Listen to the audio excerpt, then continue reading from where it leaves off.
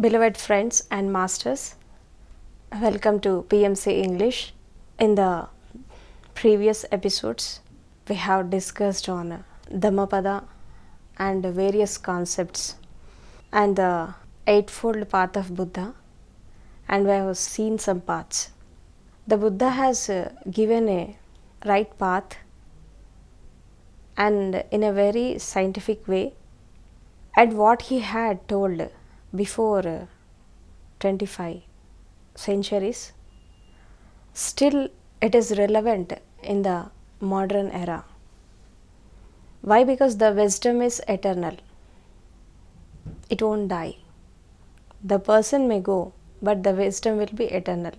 So in this modern era, when we follow the path of Dhammapada and when we travel in the path of enlightenment, you have to know the reality of the life, and you have to know the truth of life, and you have to maintain a perfect relations and perfect living with total acceptance. Then you will know the ultimate law, that is Dhamma. So in the previous episode, we have discussed on right living and right relations, right paradigm and right acceptance, right awareness.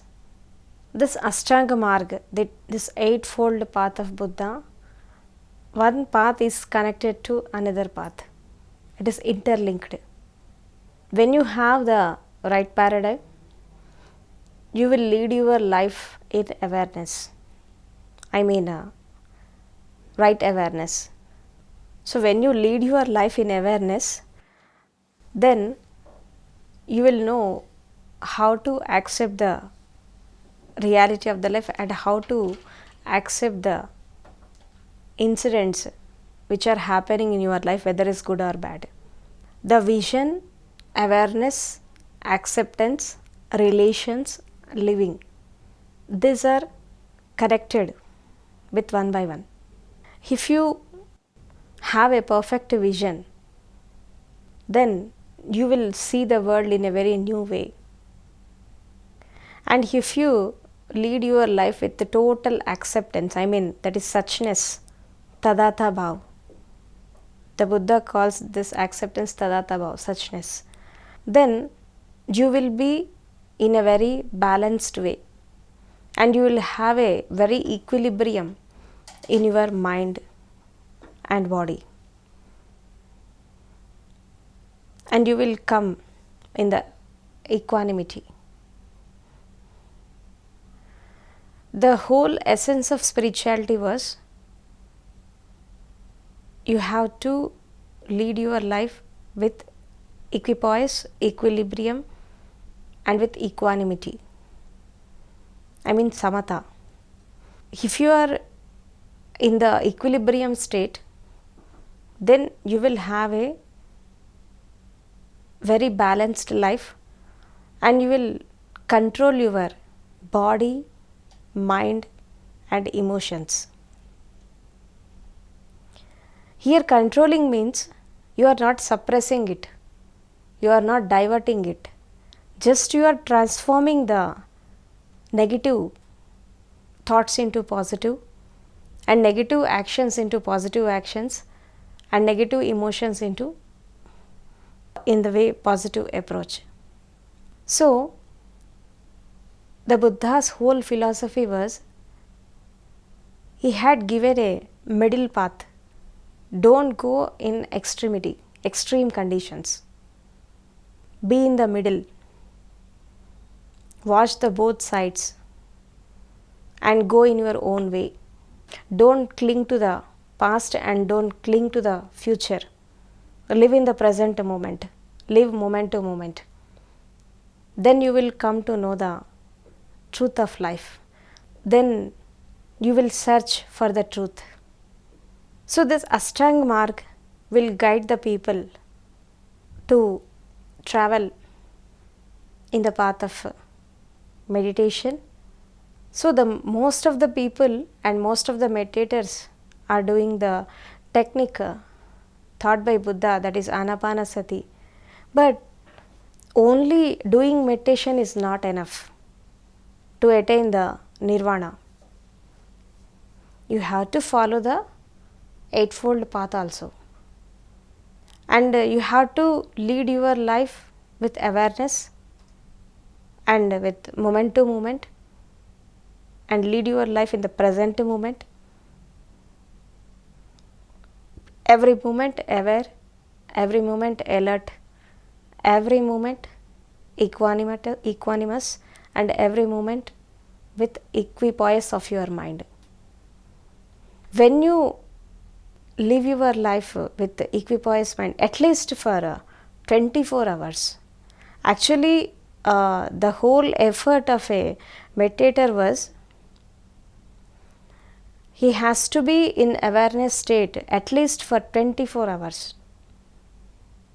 Whatever he is doing, whatever condition he was, he has to be in awareness. Then within 24 hours also you can attain the enlightenment.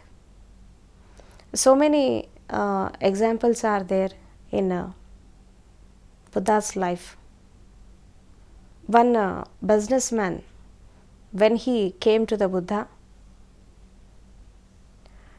daily he used to come to listen to the sermon of Buddha, and one day he had came by leaving all his properties and all his wealth and house, has left everything, and he had resided with Buddha just for 7 days. The miracle has happened was he had entered into the Shrotapatti state. I mean, he had the first experience of Satori. I mean, self actualization within 7 days. How he had attained self actualization within these 7 days? Is it possible? If it is possible in 7 days, then why so many meditators are doing meditation for so many years? And what is the difference between this man and the other people?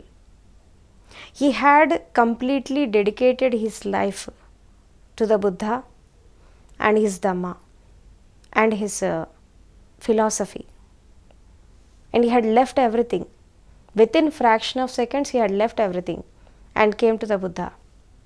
And within 7 days he had attained the Satori state, self-realization. So whatever you are doing, wherever you are, be perfect and dedicate yourself to that technique, to that master, and to that philosophy. Don't cling here and there. So many stories are there in the Buddha's life, and so many disciples have attained that nirvanic state within a short time, within a short period. So you have to get inspired by these stories, and also do your sadhana with total dedication and devotion, and with travel in the path of spirituality with zeal. So without dedication, without commitment, and without devotion, you don't get enlightened. You don't even know what is yourself. So here the dedication and the devotion and the surrenderness, these are the most important things for a meditator to travel in the path of enlightenment. Here there are 3 stages of a man who has to travel in the spirituality. The one is, the first stage was, he has to become first a perfect student. When you become a perfect student, then you will listen carefully what the teacher is telling. and you will come to know the art of listening. So when you become a perfect student, you will learn something from others, you will listen something from others. Then when you become a perfect student, the next stage was you will become a perfect disciple. And what is the characteristics of a disciple? When you go to any acharya, to any guru or any master, what are the characteristics of a disciple, and how he will receive the words of a guru or master? The first characteristic was dedication. Whatever you are doing, wherever you are, whatever may be the philosophy, you dedicate totally to that master, to that philosophy, or to that path. Dedication is the most important thing. And the second one was commitment. Unless until you don't have commitment, you can't achieve anything in your life, whether in it is spirituality or in the outer world concepts. So commitment is the most important thing. The first one is dedication, and the second one is commitment, and the third is surrenderness. So if you have these three qualities, then you are a perfect disciple. Dedication, commitment, and surrenderness. First, when you go to a teacher or a acharya or a master or a guru, first become a perfect student, right student, and then you will come to know the art of listening, art of learning. When you become a perfect student, you will know how to learn, how to listen. Then you will come to the stage of a disciple. So when you become a perfect disciple, you have the three characteristics. The one is dedication, and the second is commitment, and the third is surrenderness. And the third stage was devotion, devotee. Not that what we are seeing, nowadays we are seeing so many devotees, not that devotees. Devotee means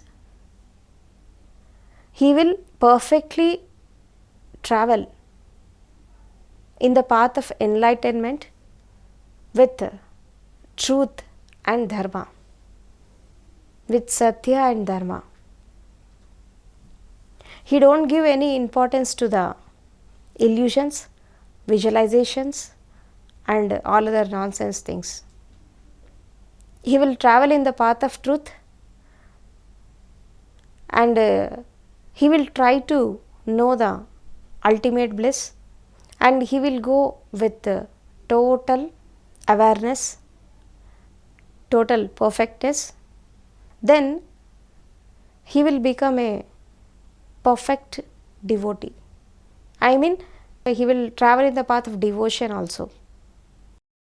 Actually, the wisdom and the devotion, these are the main concepts of spirituality.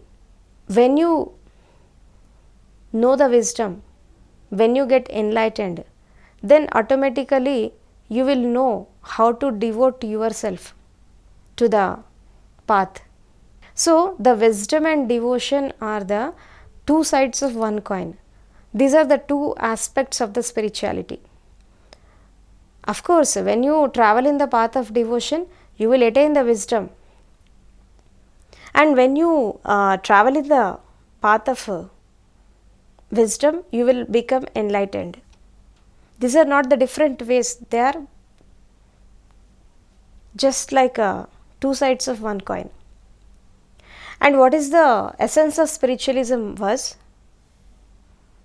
you have to get enlightened with wisdom, and parallelly you will become a devotee, or you will do your things with devotion. Shraddha and Atma Nivedana. These are the basic things. of a meditator to attain the highest peaks of spirituality, to attain the highest states in the spirituality. So the three ways, the three stages of a man was, one is perfect student, disciple and devotee. The disciple will lead his life in a very disciplined way, in a very different way while comparing to the others. If you become a perfect disciple, then one day a time will come when your knowledge got matured, and when you attain a highest peaks of enlightenment, then one day you will become a master. So first become a perfect disciple. Don't try to become a master. Don't declare yourself as a master. Existence will decide masters, not the humans. When time will come, existence will decide who has to preach the dharma, who has to preach the satya to the people. Existence will decide the masters. We are not having any rights to become a masters like that. So first we have to become a perfect disciple.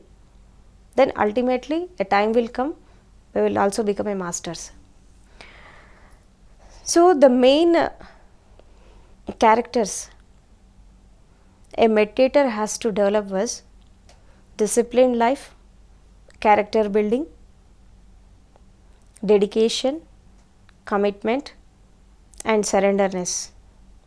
These are the main qualities one has to develop to travel in the path of enlightenment. In the starting stages, when a meditator starts meditating,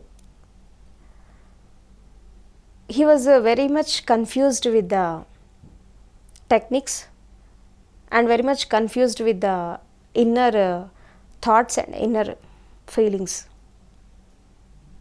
So in order to get rid of it, you need a master to know the reasons behind that. So in order to know the truth of life, you have to come to the lotus feet of the master. Then he will remove all your illusions and visualizations, and he will show the right path. At least for 5 to 10 years, you have to do your sadhana under guidance, so that you can attain the ultimate bliss as early as possible. So for that, you have to choose a perfect acharya or perfect master who will guide you in your path. So the main essence of this spirituality was enlightenment is your birthright. Achieve it. You have born on this earth to become a god. So first to become a perfect human being.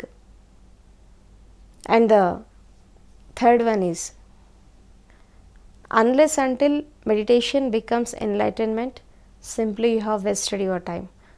So don't waste your time with unnecessary things, in unnecessary illusions and unnecessary aspects of your life. Become aware of your body, mind and emotions.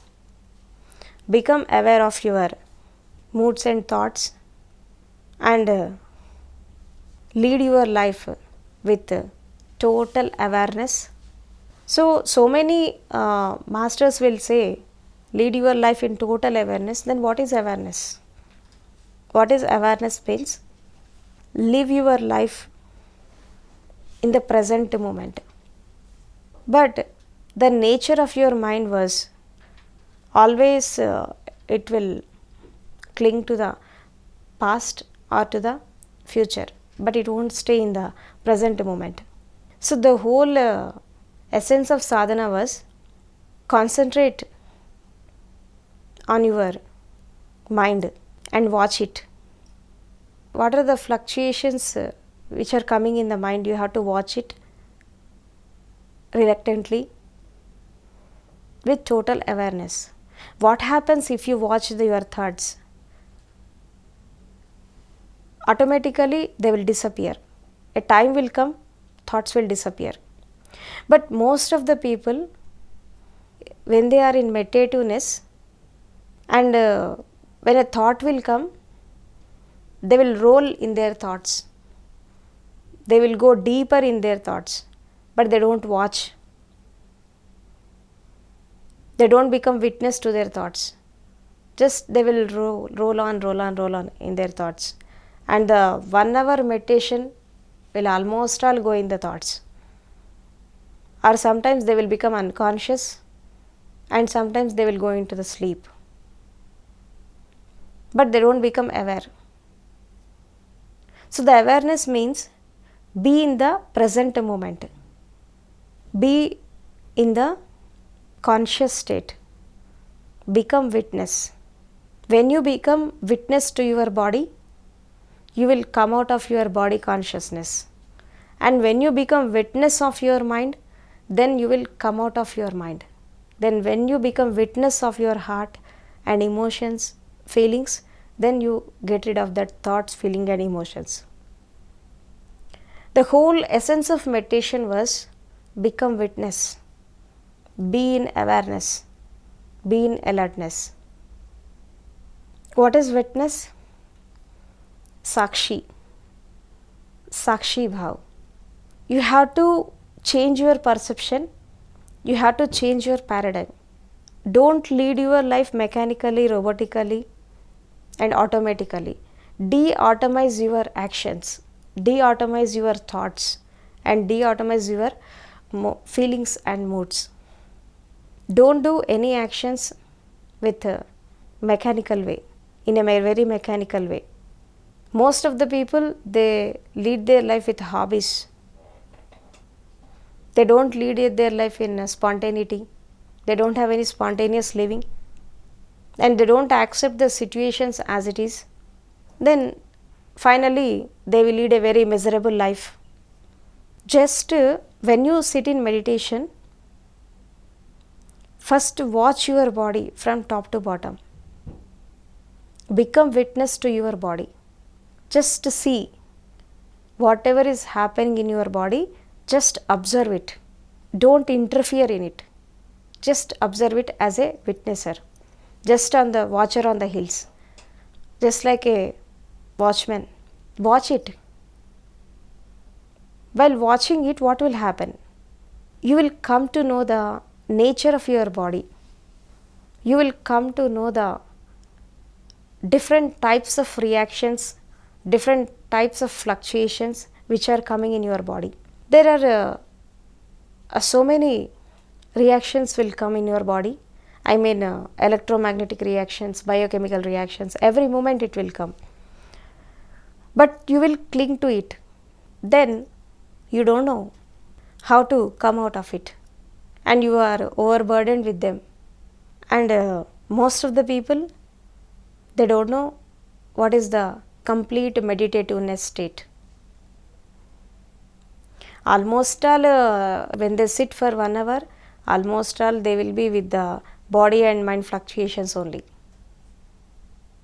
They don't even watch, and mostly they will develop the cravings and aversions on these reactions also.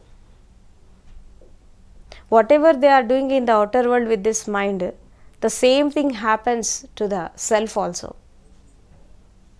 So the main thing was, while you are in meditation, the awareness is the key. Awareness is the golden key for meditation.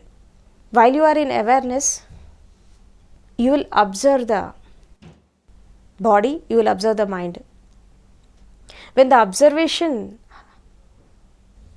state will come, then automatically the third stage was you will become witness to it.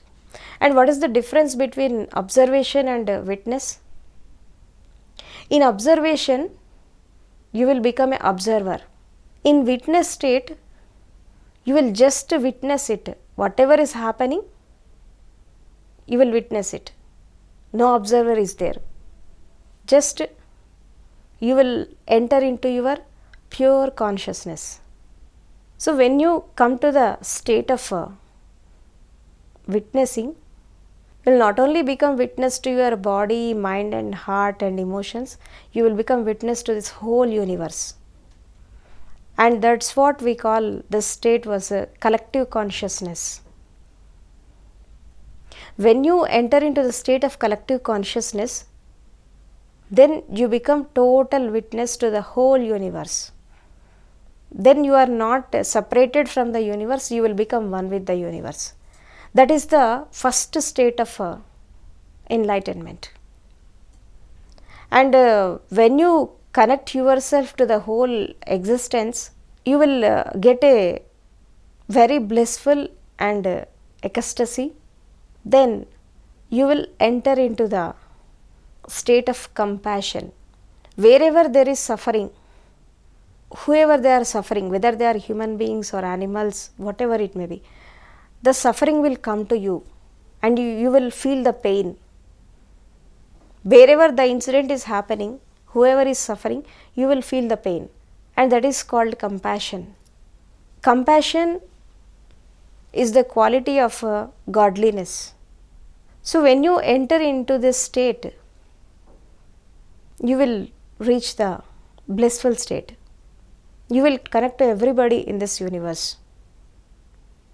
So differences are not there, discriminations are not there.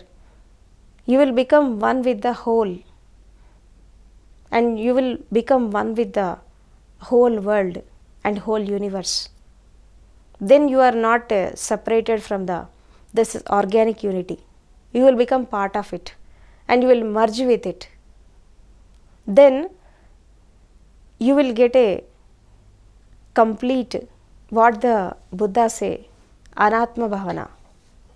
When you connected to the universe and when you know the universal truths, you are not separated from it. Then you are not a body, then you are not a mind, then you are not a heart, emotions, then you are not a soul also. You will become a pure consciousness and you will become one with the universe, universal consciousness. So this is the ultimate state of every meditator, and this is the ultimate state of every human being to attain. And for this state only we are doing technique, we are doing sadhana and we are doing meditation to attain this state. So in order to reach that state, in the beginning we have discussed on 3 qualities, that is dedication, commitment, surrenderness. These 3 qualities are most important things every meditator should has to develop. For this, you have to become a perfect student and next perfect disciple. Then ultimately you will develop a devotion, then you will become a devotee with complete awareness. So we are seeing devotees in the outside also, but they are in very unawareness state, in blind beliefs and old rotten beliefs. No, those are not devotees. Devotion means you have to be complete awareness with surrenderness to the perfect master, to the perfect path. Then you will become a perfect devotee, student, disciple and devotee. These are the 3 stages of every human being to attain the ultimate bliss. So friends, understand this and cross these 3 stages, and you can also achieve the ultimate goal and ultimate bliss, that is enlightenment, what the Buddha says, nirvana. So these characteristics you have to develop in your life to attain this state. So be in awareness, be in alertness, be conscious, live moment to moment, live with compassion and love, live, love and love. This has to become a main motto of every meditator. So be with it and reach the ultimate goal in this life only. So you have listened to my words with love and compassion. I am grateful to you. Thank you very much.